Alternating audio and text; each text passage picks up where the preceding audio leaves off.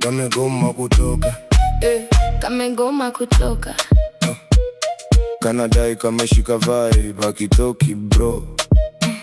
Nimejaribu kucheza low key, kuchelewa lakini kanadai nitangoja bro.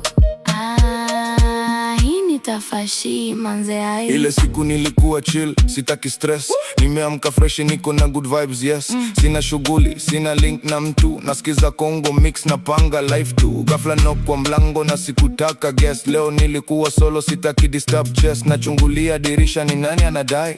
Ana mission gani ama ni random vibe we? Hii sasa ni mchezo gani? Ni ule dem mdogo wa mtaa, sijui noma gani. Na kamkaribisha ndani, mi sina sofa set. Anajichill kwa bed, kama ni kwake legit. Kamegoma kutoka kanadai kameshika vibe hakitoki bro. Nimejaribu kucheza low key, kuchelewa lakini kanadai nitangoja bro. Hii nitafashi manze ai. Afla kado drop kanga pole pole. Ndani skirt fupi manze nikashindwa control. Mapaja soft nikablank kidogo. Moyo ikaanza mbio nikafeel kama ndoto. Nikaanza kulegea breath iko slow. Nashindwa kujifanya niko sawa bro. Alinicheki macho akasmile kidogo. Hapo ndo nikajua hii si mchezo. Room ikachange vibe ikakuwa tofauti. Nasikia pressure ikipanda kwa mwili. Kakaniharibia siku nilipanga kuwa solo. Na katatokaje na nje imejaa watu aish.